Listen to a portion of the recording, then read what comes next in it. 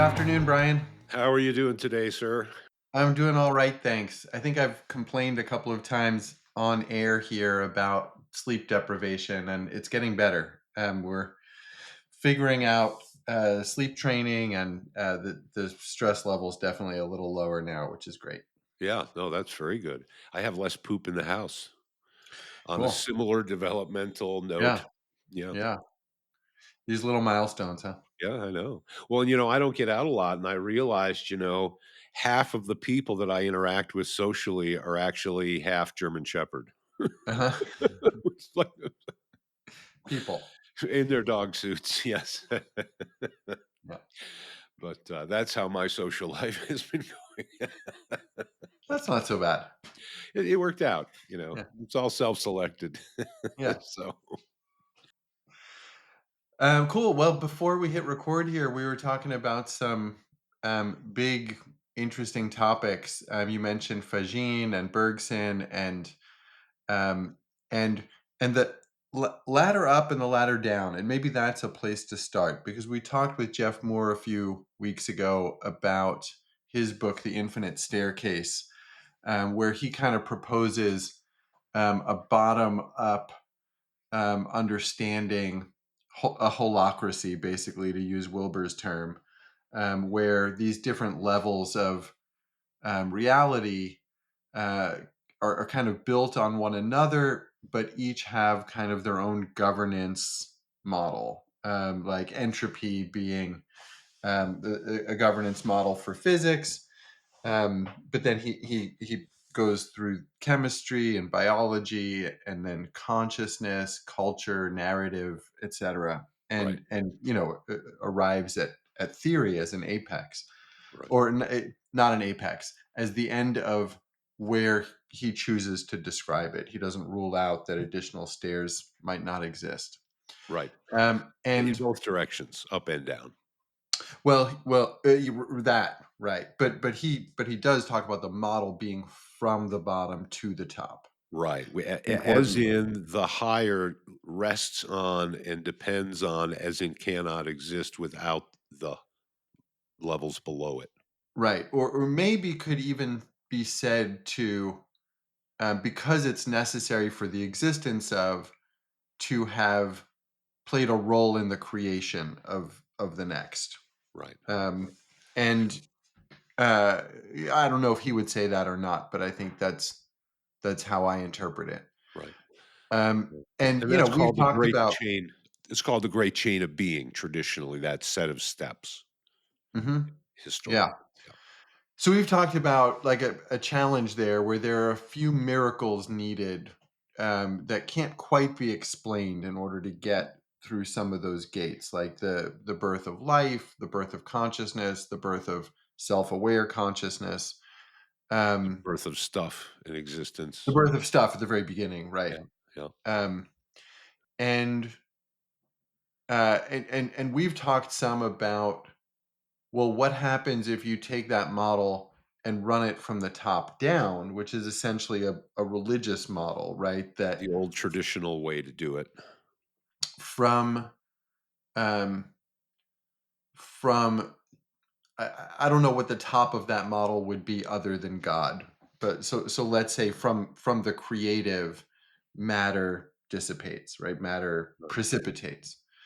But you were just talking about Bergson, talking about the up ladder and the down ladder coexisting, and I think, uh, yeah, I'm curious to unpack that more if you would. Yeah. Henri Bergson, creative evolution. And it's basically him as a philosopher, but rooted in the science, the natural sciences, trying to understand, biology and evolution through biology. So he was post Post Darwin by Darwin, a little yeah, bit, and but he sort of makes a reaction to Darwin because Darwin's idea is that that everything is purely the product of accident, and that things are sort of always stacked up from the bottom, with no presupposed order emergent. And um, and Bergson has a name for these two camps. You know, the you might call them the accidental camp that says that everything just sort of happened to where the ping pong balls ended up. Uh, and the others he refers to as finalists, finalism, that there is this one final place. And he says, but we know that evolution isn't just trying to make the perfect animal or the perfect creature. It's going in all these different directions. And so he sort of through art, argumentatively though, he also takes out the pure accidental stacking up from the bottom folks too. And the thing that he uses to talk about that is the development of the eye, because it's super complicated. And when you look at uh, mollusks, for example, they seem to have developed an eye in an entirely different way than mammal eyes, I believe. And he sort of goes through it's like the idea of Darwin's evolution is that it's primarily negative, which is to say that it works by killing off the things that aren't fit to survive. And so you get this survival of the fittest is this idea that drives his, and but that evolution somehow is never positive. It's just accidental to move forward. But there were people that took Darwin's idea and said and sort of tried to include positive movement into it also. And their idea was, well, it's just a bunch of little incremental changes. But when we look at the development of the eye, so many things have to change together to create a functioning eye. And there's no evolutionary advantage to have a non functioning half an eye or to have developed some of the pieces, but not others of the pieces to keep it incremental. Like it starts to look like a leap, like nature had a positive idea that it moved towards. Now, this was before genetics were understood, and it was before the experiment that I've referred to before, where they took all the genes for eyes out and the eyes popped up after, I don't know, 12 generations or 17 generations, something like that. So that's an example of nature's having this idea that it's trying to move through. And Bergson tries to account for that. And that's his idea of elan vital. And, he talks about the matter side of things in a similar way that Jeff Moore spoke about it. And that is that in the world of matter, the world of dead matter is moving towards entropy, which is to say that the energy of the universe, the heat of the universe is said to be running down from our understanding. I don't think any more ways I can qualify that. uh, and that is to say, it's moving from a state of higher organization to lower organization in general. Uh, but there, there are these miraculous occasions of higher organization, which is to say, us, where we have matter that's organized itself into life, and it goes up that ladder to where consciousness, and then finally consciousness, conscious of consciousness, and so those are like two contrary forces. One trying to organize matter more and more highly, and one that's the force of entropy that's cooling everything down and slowing everything down and disorganizing everything. And so with Bergson, he talks about it as a project of a reality that is making itself within the setting of a reality that is unmaking itself. And so so it's interesting because he started out with the science, but he has to end up looking at the way we think. And Can you it can you explain has to? Why does he have to end up there? I intuit Uh, that, but it would be interesting to try to explain.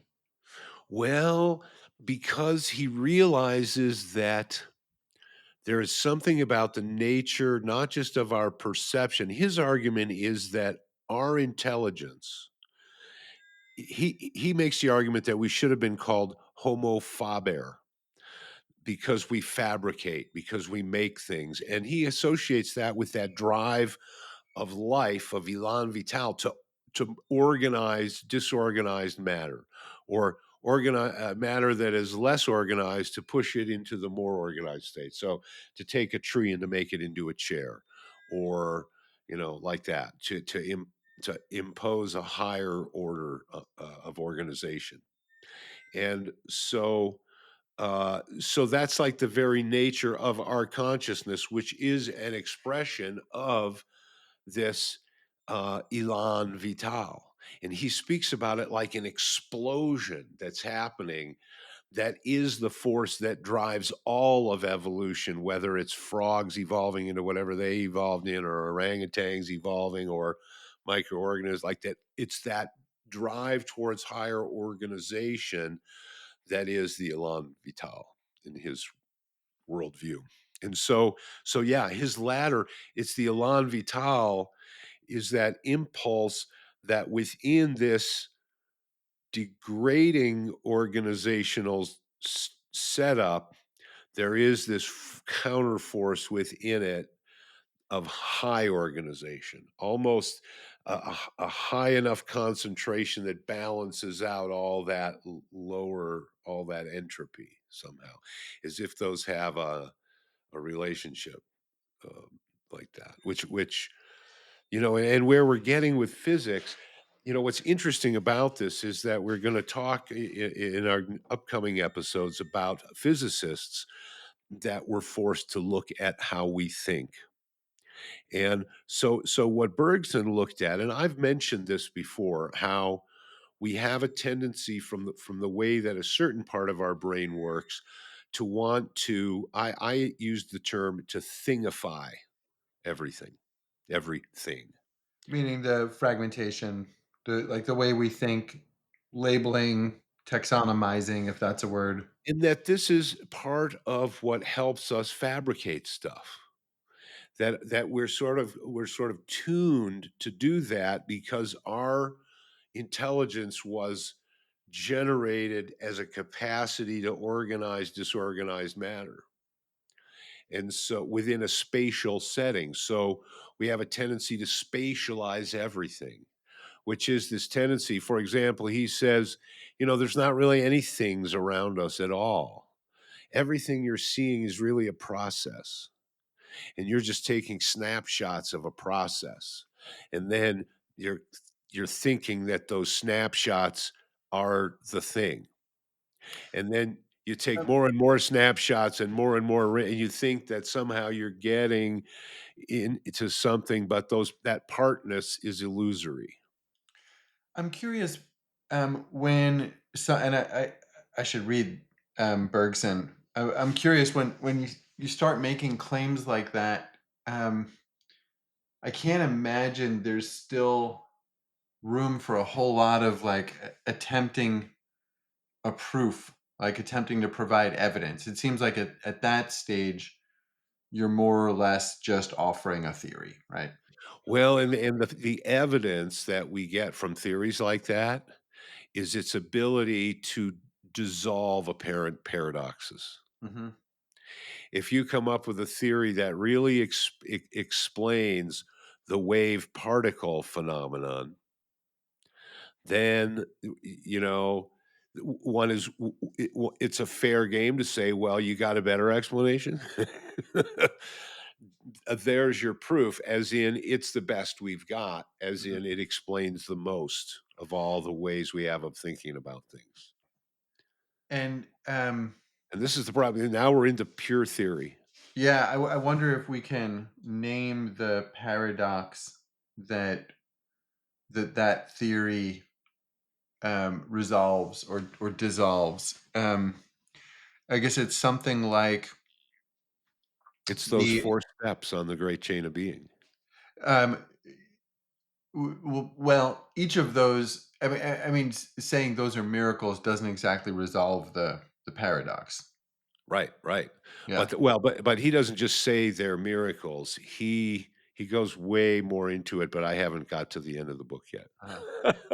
Yeah. But what he's pointing at is that the problems that we're experiencing are relative to our viewpoint of observing them. And the hardware or the software that runs that hardware to do that, which is set up to make stuff, that throws us into a perceptual field of spatiality because we're kind of meant to operate in 3D space. And so that does not help us, doesn't equip us. It in fact gives us sort of like counter impulses to parse things always through that filter. And and so what he's really proposing is not just a theory about evolution and the external world. He's kind of proposing at the same time that we need to think about things differently to get this.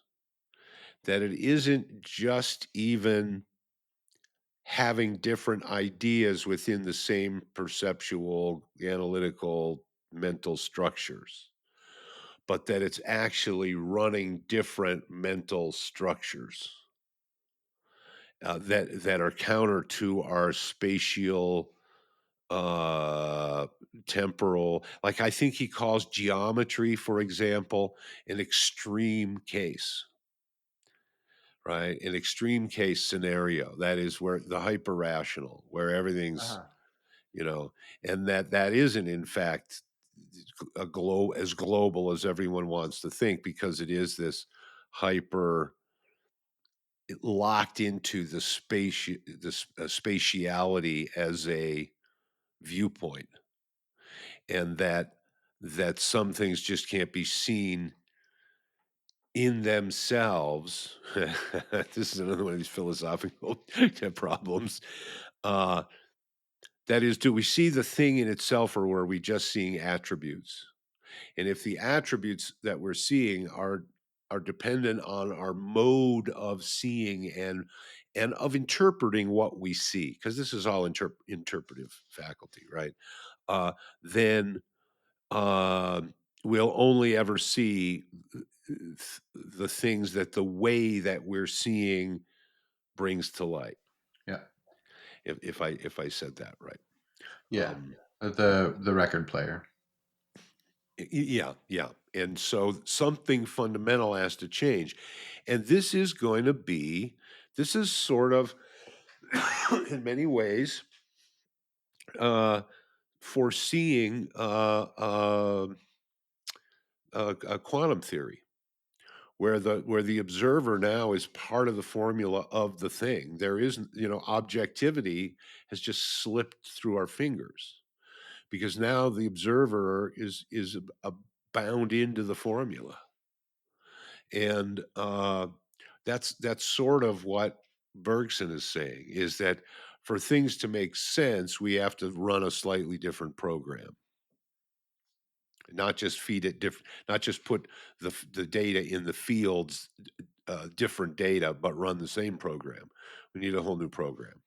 Is kind of what he's saying, and we'll see how that comes out. I will keep you posted, but it's very interesting. Uh, to sort of juxtapose his reading, uh, because we've been sort of bouncing these questions about, you know, the thing that I liked about Finnegan and the latter reference was that up and down, that is the same up and the same down. But now we're not talking about all of creation; we're talking about a specific soul, and that gets into that.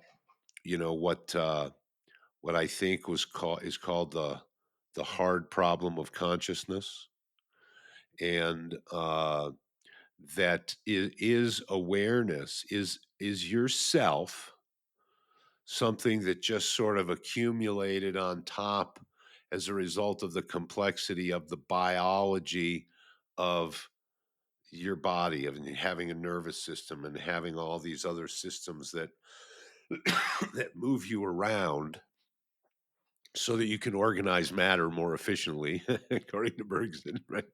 But is consciousness what we call an epiphenomenon? Epi means on top. Phenomenon means it's a thing that we see. So is consciousness just a thing that we see that like floats on top that is a product of and that sort of was, I think, uh, that's always going to be the guys that think that we built from the bottom up to the top.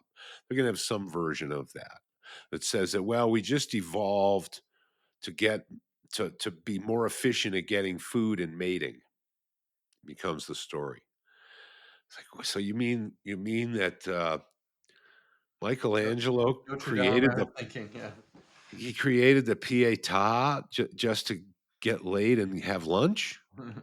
There's no higher expression that came out of all these things that we give so much meaning and weight to. That was all just to get I mean, laid that's a bit of a straw and man, right? Because, I think those thinkers do point to peak experiences and experiences of higher states of consciousness um, in the evolutionary context, but not.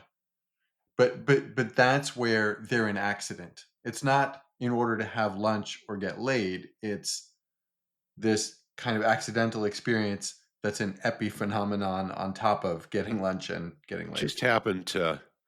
just happened to figure if I banged out the Pietà, I mean, it just seems like that monkeys and typewriters argument, doesn't it? I just Yeah, thought if I wrote the works of Shakespeare, it would serve these other I don't know. It just seems like or the Darwin's own higher work, for that matter. you've got the higher serving the lower, and that's, I guess, Yeah, yeah. offends my That's sensibilities. the problem, I think, with the great chain of being, right? With the ladder being oriented that way. You know? Yeah. Yeah. And, but yeah, I mean, I guess this is really one of the big philosophical issues because ethics does fall out of this. I think everything falls out of some variation of this, and um, and it's interesting because we see this up the down the how would we call it, the bottom uppers and the top downers. Is that what it would happen in Lilliput? The big enders and the little enders. Yeah, or Democrats and Republicans, if you will. Yeah, I mean that polarity, but it's like no, I mean it does sort of show up that way, and I don't know. I guess I always end up saying what's grounded in experience, and maybe that's just that pragmatic American impulse. Um, I don't and know that what else you can do. right, I mean, like I guess this is another problem of consciousness. Like we walk around not knowing, and trying to have the best idea we can, but we have to live with that ambiguity, and I think to a large extent we live with that ambiguity by um, squaring it off somehow, saying, "Well, here's what I do know," or compartmentalizing. yeah, yeah. Yeah, So we fragment even in our attempt to right. unify. Right. Well, and that's that tension, right? People want to say, "Oh, is there free will, or are we only following impulses?" And it seems like there's not always one answer to that. Like, yes, of course, I'm gonna want lunch at some point, and you wouldn't take a genius or a supercomputer to have predicted that that was gonna put some probabilities into my future behavior. But I don't believe that's really a valid accusation that free will doesn't exist. And It's both. It's so often both end. Yeah. I think that maybe in different people it occurs in different quantities. And there may be people that are operating primarily out of baser instincts, and some people that, uh, go in other directions. Yeah. And, Eh, I mean, and this has to do is in practical terms, is like how likely are you to run into people that care about truth? Uh, More than lunch, maybe. And um so yeah, and where does meaning come from? And does truth matter? Or does lunch matter? Both.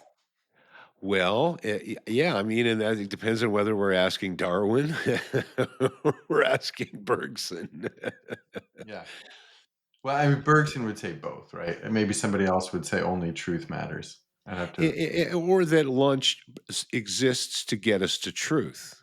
But I think it's a harder argument to say that, oh, you carry this impulse to truth because it makes you more efficient at finding lunch. Yeah. And I'm not sure that having a strong impulse to truth necessarily will get you laid any better. So, Maybe in college well, yeah, maybe. I don't know. I guess that's it's a good thing with a certain type. they didn't give grades for that in college. No, no, no. Right? No. Um, so I think you were starting to say something a few minutes ago um, about the soul, and juxtaposed, I think, with the self being kind of like an accidental outcome of, say, the electromagnetic fields that our various organs generate and our various systems generate. Um, and so if the answer to that is something like both, um, I guess I'm thinking of symbols that relate to that. Like I'm thinking of the cross, right? The vertical piece potentially being the evolution of the soul, and the horizontal piece being like physical matter, and and the And lunch. relationship between those representing the human experience, right? Mhm. Something like that. And I'm also reminded of um, that Richard Dawkins Jordan Peterson conversation where Dawkins is saying, do you actually believe that Jesus Christ died and was resurrected, and or not? And Peterson's answer isn't directly this, but I think is essentially, well, why not both? Um, and or is the distinction between those really important, or is the symbol that lives in our collective consciousness actually now what's important? Right. And is your approach to religion, I've made a reference to this before, and I will fish out the terms for the show notes of the Japanese terms between the two categories of Buddhism, and that is myself and power or trusting others. If your religion is based on trusting others, then you got some serious hermeneutical challenges to decide how to trust and which interpretation of others do I trust. And if it's myself and power, then you have a very practical problem, which is how do I get to direct experience that will inform my opinions about these things? And that's a much taller order. And, and I guess I'm kind of working my way in that respect to Spinoza, um, which is maybe seems like a bit of a leap, but the reason I'm doing it is because, as a bit of a teaser, we're going to be having a conversation with an expert in Spinoza and also in Descartes, people that sit at important places in the story of Western philosophy and these questions that we've talked about. And Spinoza was somebody that said that God was, Spinoza, his idea of God was the one that Albert Einstein said that if he believed in God, it was the God of Spinoza. I don't. And I'm not familiar enough with Spinoza to know what his idea of God was. his idea of God was that God is all nature and all existence. And so that getting closer to nature, you're getting closer to God. But he was also kicked out of the Jewish community in Amsterdam at 23 for basically being a heretic as far as they were concerned. So he was making burgers out of sacred cows, as was some of these other famous philosophers that sort of seem to sit at a crossroads or a crux. Again, that idea of a cross where there's a couple things intersecting here. And so Spinoza, you could say that in many ways, and this is why I'm interested in talking with this expert who's coming up. Uh, it seems like we live in a Spinozan world more than Spinoza did, and that for example, Spinoza's God doesn't really care whether your team wins the soccer match or not. Spinoza's God really doesn't care that much about you or the experience that you're having. Uh, God, Spinoza's God expresses itself through the laws of nature. So it's not a question for Spinoza whether you're going to obey God's laws or not. You're going to obey God's laws because there's no other options in the game, right? So how do you reconcile there being God's laws for man, like the Ten Commandments or whatever? Like Well, how does that fit together with all of nature is the creator that's one of the force? questions that we're going to have for our upcoming expert because he wrote a work that I haven't read, but I have studied about a bit, which is his ethics. So it's like if God is that impersonal, and in many ways, this is the kind of I don't like have a problem with that. I mean that's all it's like pretty Lao. Taoist. Yeah, nature is unkind. Street treats things and people like sacrificial straw dogs, Yeah. and that's okay, which is also Well, Bhagavad that's Gita. that's an important, adder, and I sometimes Yeah, I wonder if that's in there just footnote. to kind of soothe the terror, or the discomfort or whatever. Right. But it's interesting that "and it's okay." And I'm curious if Spinoza has a "and it's okay" explanation also. Well, I think that he does, although I can't quote it because God is nature and you're a part of nature, and so uh, you are more subject to the illusions of particularity, and so you're not likely to understand God's eye view. And although So through just trust the ethics, process, basically. he says that if you really come to understand yourself and your ethics, then you have to love God, and that the more that you understand those, the more you will love God. And yet he was kicked out basically for being a heretic and is often considered, right up toes to the line of atheism. Uh, because he's got to live in the scientific world, and that's why I say we live in a world that is very Spinozan, I think. Although I wouldn't really say that he was an atheist, and that's again, it's a cool question to ask someone who's an expert in Spinoza. Um, so I'm really looking forward to that. I'm not going to mention who until we've recorded it and we know that it's a done deal. But because many is built twixt cup and lip, but I'm 99% sure. So,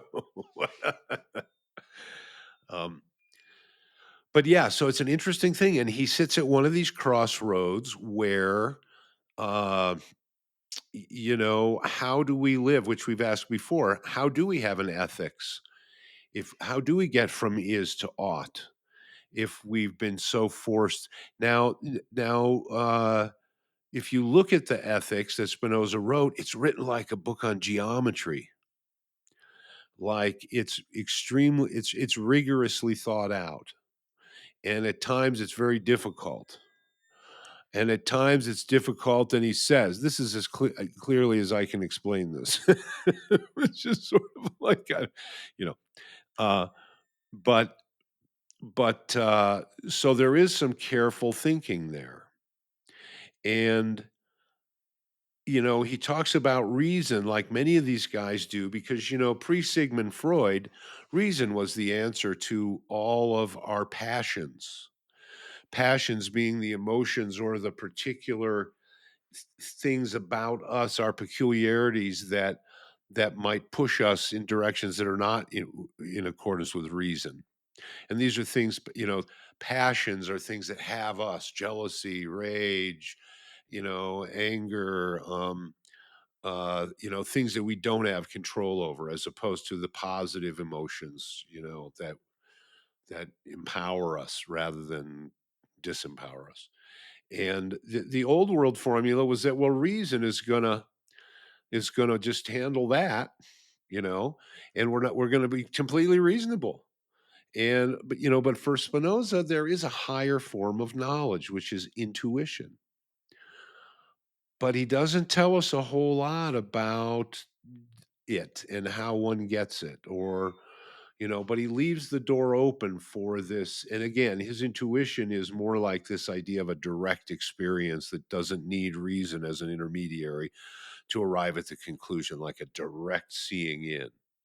And so that almost makes you think he may be a mystic. Mm. So this, again, these will be fun questions to ask and Yeah, explore. it seems like if your model of the divine is kind of acknowledging that there's an order um, to nature, including man and including everything man builds and all that stuff, then I imagine intuition is of that order. Maybe not of all of that order, but is of that order. And the only way to experience that order is probably through intuition, or to use that word broadly, or through like a peak experience, because any attempt to understand the order through the rational worldview fragments it, which does allow us to understand pieces of the order, but not the order writ large. Which At is least, like the record player that we've talked yeah. about. For folks that don't remember that episode, or didn't get a chance to catch it, um, it's in one of the 50 before this. Um, the idea is that if we have a record player that's spinning and it's sitting between us and it has a candle on it, we see the candle move back and forth. And if it's actually sitting between both of us, then when I see forth, you'll see back, and when I see back, you'll see forth. And someone sitting at right angles, they'll their back and forth will start in the middle of our backs or our fourths.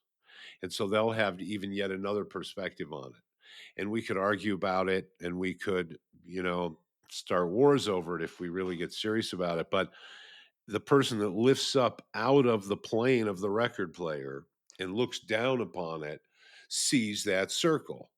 And so they realize there is no back, there is no forth. The back and the forth, it wasn't created by the observer in a willing way. It was created by the observation, which was very passive. And so it has the feeling that nothing went on.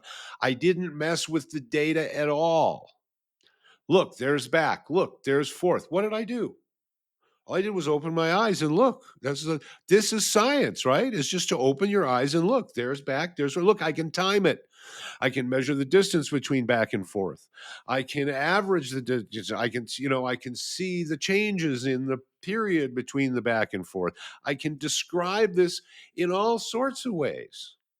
And I don't have the illusion of participating in creating the data that I'm measuring. But in reality, when I can sit above it and I can see the observation of the thing. I can see it's a problem of dimension. It's a very passive problem. It's it's in the nature of the relationship between the observer and the phenomenon that the information that passes from one to the other is qualified or filtered through that dimensionality, and it's not an active act on the part of the observer. It's a passive function from the existence of the observer. If folks remember that idea uh, of Dasein that Heidegger had, that is, that our being is a being there. It's a being that's locked in a perspective.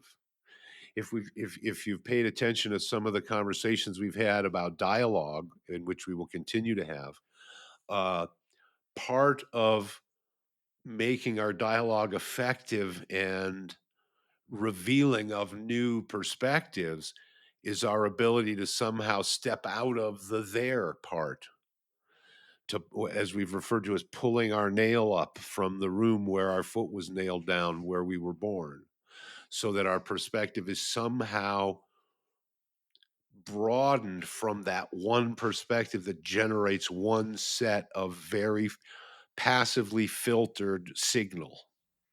We've also called that a merging of horizons. Right, to be able to talk to someone across the other side or at right angles to the thing. And then if I don't look at him and say, no, you're wrong, look at my data. Here is the time on the universal clock. I paid a lot of money for that clock to get it down to thousandths of a second to tell you when back stopped and forth started. And your data doesn't agree with any of mine. You've got your back and your forth, whether right or well, you're crazy, right? But if I assume that he's as honest with his experience as I am with my experience, then we can say together, collectively, okay, this thing is way more tricky than we thought. If you're getting that and I'm getting this, and then that might explain how this other guy's even getting something else. Maybe the only real picture is the one that's going to satisfy all of us.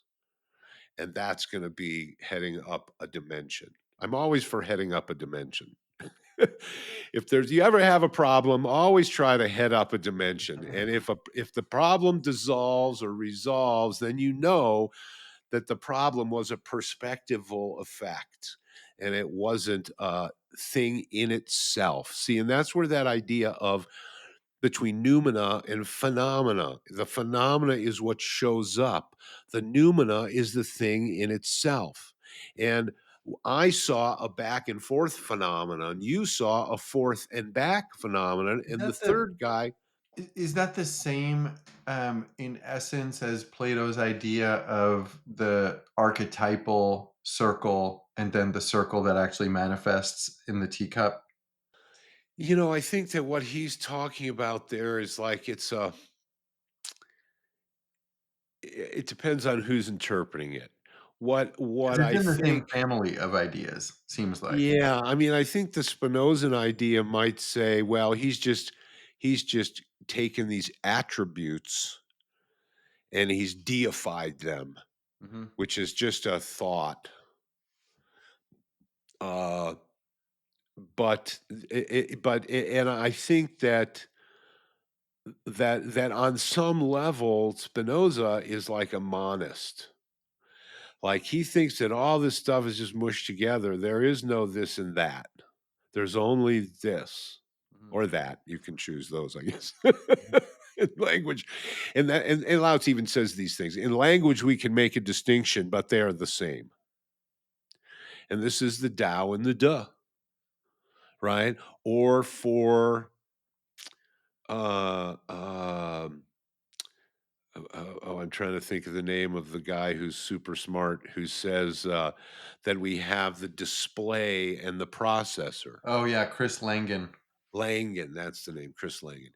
And but that's the same idea as the Tao and the Da. The Tao is the processor, and it shines through the de, which is the virtue. The way in its virtue is Tao Te Ching. Jing is a classic. So it's the classic of, it's the way, the Tao De classic, and the de is the stuff, the 10,000 things, which is referred to as the virtue of Tao. That is the Tao showing itself and manifesting itself.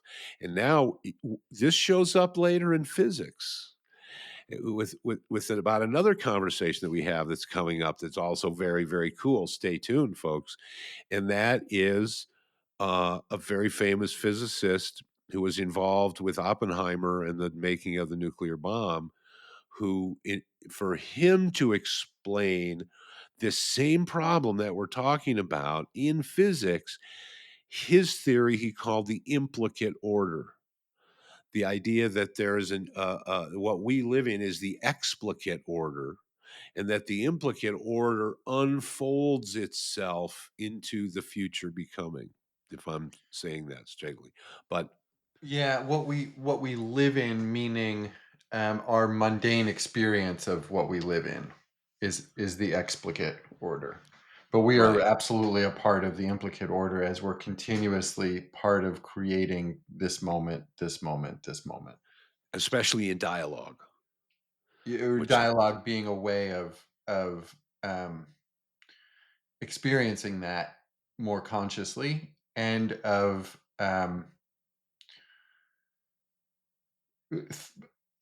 as an adjunct to experiencing that, we also have the opportunity through dialogue of converting fragmented thinking into coherence. right. And as another pitch for an upcoming episode, we are going to ride that pony all around the arena in an upcoming episode here, which we will announce shortly once that's happened. And but so it's interesting because again we see that the th- the world that we experience is not separate from our thought, and that thought sort of plays this role somehow in the universe that is a thought or mind or an impulse to order, or as one of our episodes is called, in archeologos. In the beginning was this logos, which is maybe an idea of order. Uh, we've sort of been playing with this polarity and looking at all the different ways, and it followed us all the way to physics, and it shows up again in dialogue, kind of, you know, Yeah, and yeah. Anyway, it's very interesting because honestly, while I've known a lot of these pieces, and I have done, a lot of homework just to fill in gaps for the show, but I wouldn't have told you, okay, this is where we're going to end up. Although sure. now that we've laid it all out, it seems like well, this is where everyone ends up, Yeah, yeah, and so there's something interesting and fascinating about that we've kind of watched unfold. for sure. Um, so maybe before we end for the day, when you said something about, if we're inclined, we might fight a war over whether the candle is moving back and forth or forth and back.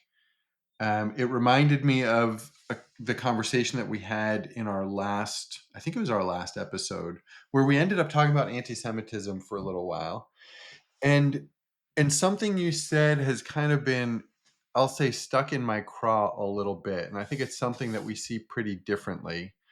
And I don't know if it's going to work to try to kick that around more live. If not, then maybe we'll drop this part. But I thought maybe I'd toss it out there. Sure. Um, you, I think, if I could represent what you said, it was that um, the idea of separating church and state is a really good idea. And Iran and Israel are both examples of ethnostates, and maybe the existence of ethnostates is the problem or part of the problem that's a root cause of anti-Semitism that we're experiencing today. Um, I don't know that it's a root cause of anti-Semitism. okay, I think it's a root cause of the the types of conflicts that we're seeing there.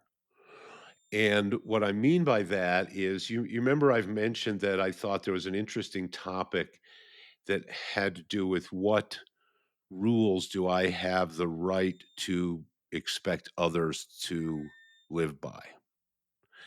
And in some sense, this also is one lane over is what rights do I have to expect others to believe? What things or do I abide have by, yeah. and therefore to abide by. And and so then we have this idea, as we've spoken of many times, of shared horizons. And there having to be some type of meeting of the minds for our horizons to really be stretched through the encounter, right? So so that sort of implies we have a commonality that we can build that bridge. We talked about it as a bridge to make that fusion, that we share certain understandings. Okay. So so for us to live together with people politically, we have to share certain understandings. And I think that the practical aspects of things, there's two tensions here. One thing is that if we stay very isolated with just our little team and we don't organize with larger numbers, we're just going to get punked on. We're just going to get eaten by everybody else. So there is a drive through history to organize around larger numbers, right? And you see, like through civilizations, that trying to happen. But what they're really having to build to do that is they have to have a commonality that makes them say us, so that it's us against them. But if it's us against us because the us isn't clear, we'll never have our shit together to face them. So I think there is a practicality to making the common beliefs as small in quantity and as clear and circumscribed in communication. And that's why we see success around things, constitutional things, because the Constitution says, okay, this is what we've got, and this is what we expect out of you. And that's where it ends. And I think that the shorter that list is, the more the better results you have, or the less issues you have to resolve and fight about. In terms of more people being able to buy in. In terms of being able to have a team that can Better stand in the results it's kind of an evolutionary. survival in this Right. term, yeah, in these terms. And I think that, my experience in Africa and people and how tribalism works there. And we look at Africa and we look at all the language groups and we look at all the things. By comparison, when North America was invaded, it basically simplified the language problem into three main languages that now is pretty much one main language or two. Very little French going on here, although in some places it still exists as a residual. But Spanish, of course, is still intact in America. And but if you can't speak with people, you can't get on the same page. If you can't get on the same page, you can't really share values because it doesn't. There's nothing. There's no sense to be made. There's no common connection. So what I think happened in a lot of places in the world, and what's going on around Israel, I think is just one example of that. And that is that you've got some radically different, because they are ethnic and they're complicated. And that's the other thing, is that it isn't just like there's this side and there's that side. There's a bunch of factions to each side, and they all have ethnic tweaks on how that story runs out. So I think the great strength of the American democracy has been that we're going to keep a very common set of things. And I think maybe this is rooted in the British idea too, which we did see sort of residual in Africa, and we see it in places where they do say, okay, well, we're going to take your legal system. We've kicked you out, but we're still going to keep your legal system And because, jackets. and the hairdos too. Yeah. You got to like the hairdos. And so, uh, so I think that it's very pragmatic, and that it's really hard to get a. And this relates to our diversity I think conversation. I think my problem with that, like, I agree with that argument I don't think on that has anything on to a do with anti-Semitism as a larger picture. well, but those topics intersect in what Jews having been persecuted throughout Europe, throughout the Middle East, and anti-Semitism now increasing in the West, again, including in the United States, Australia, Great Britain, um, without like some borders to go behind and protect. Um, Jews are in an even more tenuous position. So there's like a, well, what should they do? And then um, i- and then I was also thinking about how an ethno-state also creates um, a degree of cultural cohesion for anyone, not just Jews, It can. that might.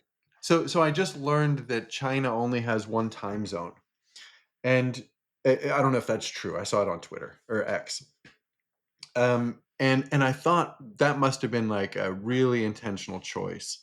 Understanding that having your people have to do math when they communicate with one another in real time to figure out whether what it's I don't know how they predict what time sunset will be, but because I imagine China is roughly as wide east west as the United States, right? So it should have It's 4 or pretty 5 wide, time zones. but it's also culturally very diverse, and that's one of the things that I think a lot of people don't understand about China, is that, like, there are places on the coast where the dialect of Chinese changes every several miles. Yeah, yeah.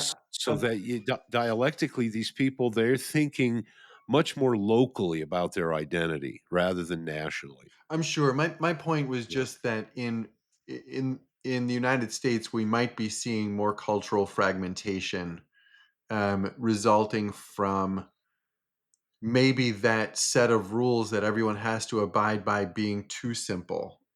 And I'm not suggesting that I know what the rules should be instead or anything like that. right, right. But there's uh there's a risk also to and empires that grew through conquering and achieved mass and greater power that way Right? also tended to fragment for, among many other reasons, the cultural incoherence. Sure. Well, that's why I was curious about the relative peace that reigned through that region for quite a while under the Ottomans. It seemed that there was a cultural uh uh uh a sort of a what's the word, a leniency towards allowing everybody to kind of do their thing. There are some emperors that were famous for that. Weren't running democracies, like Cyrus, right? Another Persian, uh, uh, famous for like letting everybody do their deal as long as they pay their taxes, and so you actually had people like feeling that it was a good thing when they got conquered by him because they lived much freer, more flourishing lives than Relatively. I mean, before.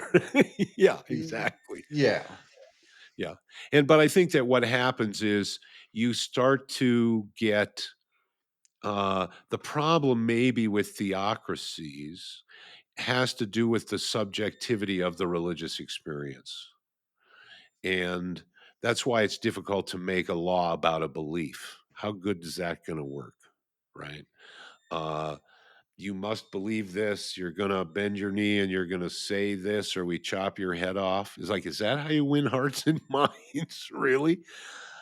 I Yeah, mean, unless you're putting the minds in a basket and carrying them off separate from the hearts, I can't see how that method works. I guess the challenge for me was that, like, kind of the very valid criticism of whether ethnostates should exist does little to address the kind of very real today issue of the persecution of Jews threatening to be on the rise, and the existence of Right. Israel is a bulwark against that. Right.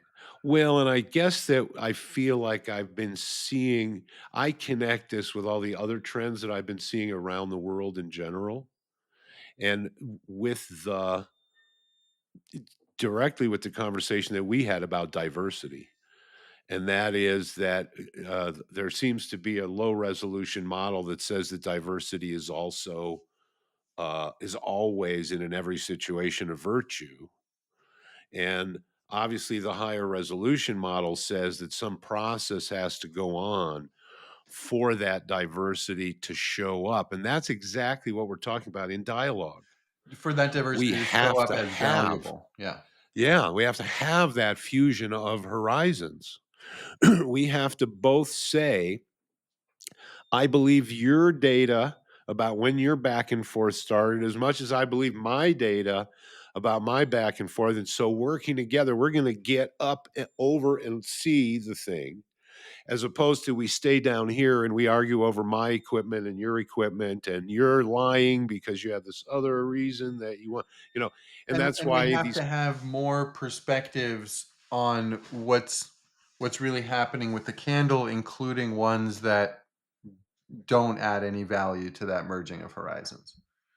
right. And that's where and that's I mean that's a slippery slope because is it does it not add, or is it just an aspect of other that I haven't integrated yet or got in my worldview, my cognitive model? And so, but I think that this does what I because it's been so global, and because of I'm at the point now where I am so media cynical that it's almost like I'm just reading the absolute value, and the more the push behind it, the more I start to question what's been left out. And so, this is the same sort of thing. Like when I'm in Africa, I'm in a country that's basically a dictatorship. In general, I frown on dictatorships. And this is like my comment about ethno states is but I don't have any official opinion about their government there. One is I don't understand the differences between the 29 different political parties. And it's a similar thing with Israel. I know that within that setup, there's a lot of flavors in there that I don't understand any of the nuance of. Um, but I see it as a stage that humans seem to go through in the stages of civilization. But it seems that in the race to survive in the face of other civilizations, if you get past that and you get and you get the diversity to integrate, Well, then you're at have an advantage. yeah, I mean that was part of what I um what I wanted to respond to is that Israel is actually relatively integrated. And maybe that's little understood. But Arabs have full rights in Israel. You don't And have are to. on the Supreme Court, as far as I've Yeah, heard. yeah. Yeah, yeah, Um, and could be prime minister one day. Like there's right, not a right. rule that says they can't be, and Yeah. there's not a Well, I think it's a systemic. labeling thing, and if you call it the Jewish state, then there is a tendency for the optics to make every non-Jew a second-class citizen, and Whether that's, I mean, and America has had the same accusation leveled at it for forever. One nation under God, but it's always been assumed that it was the Christian WASP God. I don't think anybody was allowing space for Cthulhu or any of your more fun gods in there, right? So, and the same thing with the racial issue in the United States. We have laws that demand that everyone be treated equal under the law, and yet there's still plenty of people that feel or claim to feel allege that they are second class citizens. So, in this we get, well, how is perception different from reality? And for example, I mean, on the racial issue, um, yes, we had a president who did very well, and there are many African Americans in the United States that do very, very well, and yet you aren't going to find the same kind of investment in largely African American communities as you will in, and of course, there's a lot of things to unfold there, but you could say that, yeah, somebody could make the argument that that's what they're feeling, you know, and so once you get in a state of conflict, then everything gets turned up. And unless you're actually there, boots on the ground, and you're seeing it for yourself, you're getting somebody else's story. And uh, that's where it's difficult to say anything about it other than, and this is where I always end up. I know that there's always innocent people in here that are paying the price. Oh, for And sure. I know that there's people here that are getting paid in cash and prizes and that they have an interest in keeping the waters muddy because those types of people are ubiquitous. Both of them, both of those categories. And they've always been with us. And that's why we've always tried to take some steps to soften the blow on the poor and the innocent. And we've always made laws against war crimes and against war profiteering. And obviously, those laws not working that well nowadays, right? So, Okay. so there's both of those tendencies are there, and I don't think that unless I can know the name of everybody involved in the conflict, it's probably at a scale that both of those dynamics are at work. And then it's like now we start to troubleshoot who are the people that are making the decisions for these groups. And like we talked about the Roman, where he's got the battle on the inside and the battle on the outside, and that's going on in both camps, right? And so who's making decisions for who and under what authority, and unless you're there, and I'm sure that a lot of people there aren't in agreement about it, right? So that so that's the problem, and that's why I think that we have to just stay with principle, and we have to stay with principles that we know are not that are episteme, that we can stand on, that have foundations, and we can almost always use that as a compass to tell us who the good guys and who the bad guys are, because they will be the ones that are pushing for suffering, you know. And I'm not saying those are easy calls to make. Uh, I'm saying that it's very hard to judge until you're in the boots. And that's why I think I've said before, I'd trust more knowing what's going on if I could call somebody up who is looking out their window to tell me. Them I would trust, but all the vested interests get in there, and then it's like, well, all I know is these people are professional smoke blowers everywhere, both sides. It's constantly. It depends. It doesn't matter what conflict it is that's going on there. It goes all the way back to the Hopi and the Chaco, or not the Hopi, the Navajo and the Chacoans, right? There's two sides of the story. Uh, so, uh, so yeah, it's hard to tell, and I think that these are also the kinds of situations that are where an ounce of prevention is worth a pound of cure. And that's maybe where we really need philosophers. This is why Plato said you need philosopher kings. If you don't have philosopher kings, then whoever's steering the boat, they're pretty sure to hit a reef here and there, you know. Um, and yeah, I don't see any philosopher kings nowadays, unfortunately. Sure. It's kind of out of fashion. Um, and but that's also where there's an interesting idea, and that's this idea called democracy, where we get this aggregated processing. And I have to admit that when I was on juries, I was kind of impressed at the way that a group of people that were disinterested and felt the responsibility of the charge that they were given, how they really did apply a certain conscientious intelligence to representing all the different sides. And I've been on a number of them. And I think it's a fascinating example of dialectic working to try to find the truth, and people bringing a sort of like, we know this is going to be serious, whatever we decide. Like, this sucker's going to jail for life, or this person's going to be, high and dry without resource after a serious accident if we don't, so there's a lot there, and Yeah. Um, yeah, I think scale is definitely a question when it comes to democracy. But we should probably wrap for today, and maybe democracy might be a fun topic for us to Mhm. come back to.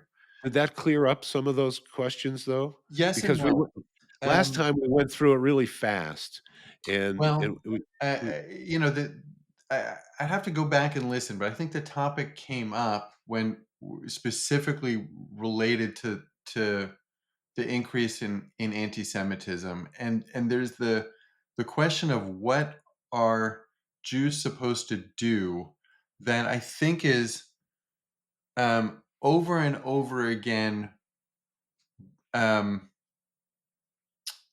cut off either through, well, it's impossible to tell who the good guys and the bad guys are anyway, kinds of approaches, and there's nothing that you said about that that I disagree with, except that it doesn't answer what are Jews supposed to do. Oh, absolutely. Oh, And I get it. and Israel is part of what they're supposed to do. Especially after World War II. I mean, after Right, the right. Inquisition and after Sure. Oh, for the sure. expulsion from all the Arab countries in the Middle East when the Ottoman Empire fell, and World War II, Right. it's like a Well, and the necessity, right? distinctions between Judaism as a religion and as an ethnological uh, reserve or treasury is different than it as a political force through Zionism. And I'm not someone who's has enough insight to that to sort that out. But I think there are people that it would be worth to talk to sort that out. But I think that we're getting politics mixed up with, like, for example, there are vocal Jews that are anti-Zionist, and I don't know how well that's understood. I've Um, I've listened to a fair amount of that. Yeah, I mean, and so that but so that there are the idea that we're gonna paint everybody with a broad brush. I'm not. No, no, I'm not saying that you are, but I'm saying that what we see in the propaganda and the stories is to try to two-dimensionalize the other side always. And that's Yeah, yeah, happening with but antisemitism for uh, sure, y right? yeah, I still think that's off the mark, and we don't have to get this across the finish line or anything. There's still the "What are we supposed to do?" That's a very here and now question that I hear you generalize away from. Um, Well, because I don't have a good answer for that. yeah, but now, like, maybe nobody And does, and one right, still has to have an right, answer. right. Yeah, Well, and I think that there are answers, and I think that there's information that I'm not privy to that would change my understanding quite a bit. That's yeah, all. I think there's a big backstage that has to do with the British Empire and the United States and how that whole historical thing went down. So I don't know. I don't know how where the leaning is to make narratives push one way or the other. And um, so I don't know how you resolve that if you don't know where exactly it's coming from.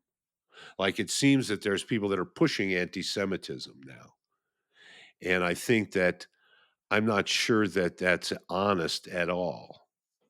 Like, I think that there are people that are, like, there's this idea that when there's a protest, that these are people's natural emotions that are bubbling up, and we're somehow getting an expression out of the masses of people.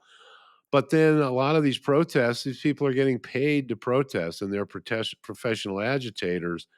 So, and that's a lot of what's pushing anti-Semitism now. So it makes me think, what who does this serve, and what are all the ways that this serves? And I think that's a great question, but it's not my question. No, no, but it's part of the formula in there, right? Uh, It complicates the question of what do you do? Because your question is, why is it rising up? And I'm saying, well, I think there's people that are pushing it up, yeah, and I don't understand their game. So my I don't know what you would do about that game. That's all. I'm not implying and any I'm more not than that. sure what you do about it. It might be informed by the game, and it might not, because anti-Semitism it's not happening for the first time, and so we need to understand this Exactly. particular motivation. There's a Exactly. there's a long history here, and the motivation might have different details at different times. And I've read good analyses, I think, of that there are actual baskets of reasons that anti-Semitism rises, and you can point to this basket of factors in this situation and that Could basket of be. factors Mhm. in that one, and they repeat. Um, eh, but I'm not sure that what's to be done about it depends on that, and maybe that's Oh, fundamentally where we differ. well, and I just don't understand enough about it to know to take it apart. But I think there probably are people that can take it apart. Yeah, But from and come having, out with completely different results. that's the problem. Yeah, Yeah. I mean, because there are relatively credible people making a lot of different arguments. yeah.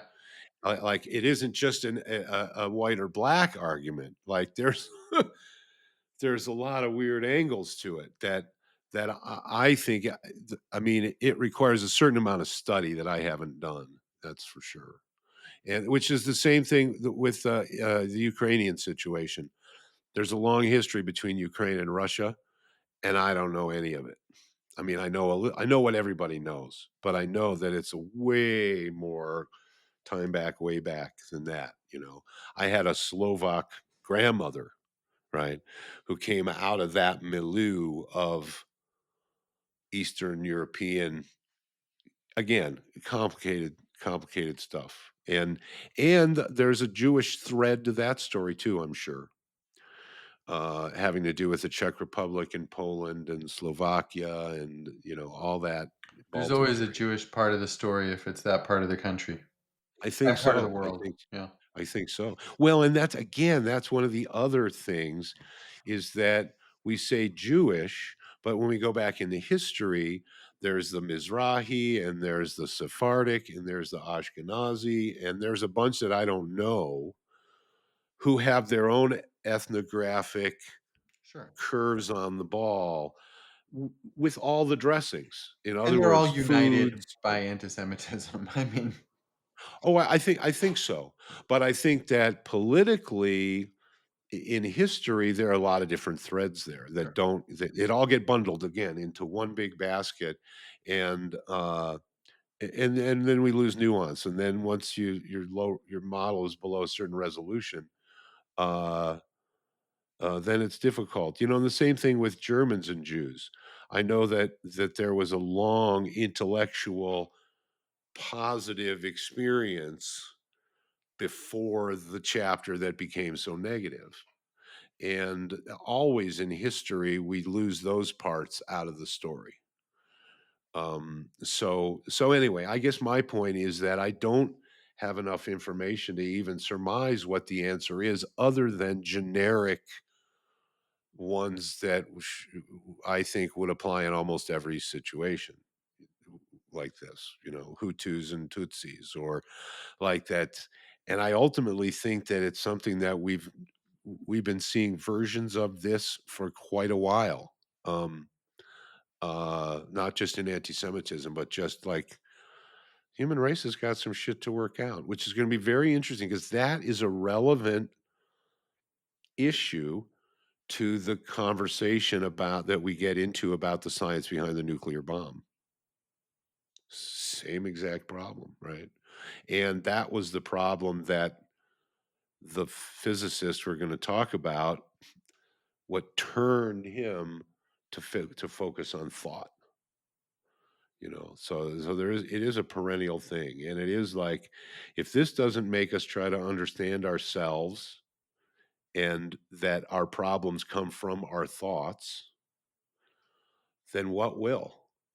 Because as the scale and everything ramps up, it's like the noise just gets louder, the lights get brighter, they flash faster, right?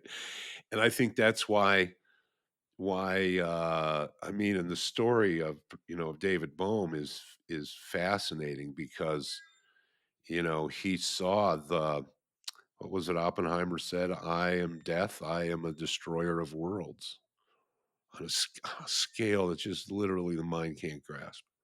And that was the problem that drove him to seeing that the problem is thought. Um, so philosophers are kind of pushed to the side now, but it turns out that this might be where we really need to do our work. Yeah, yeah. I think there's a reason this is interesting. I don't think it's um, just shooting the shit. At least not for me. No, no. And a reason it keeps coming up and up and up and up in world history, Yeah. right? Cool. Yeah. So let's leave it there. I look forward to recording with our guest tomorrow. I won't say who it is and what it's all about because, as Right. you said, many a slip. But yeah, I'll see you soon. Yeah, yeah. See you tomorrow. Thanks, Brian. Yeah, yeah.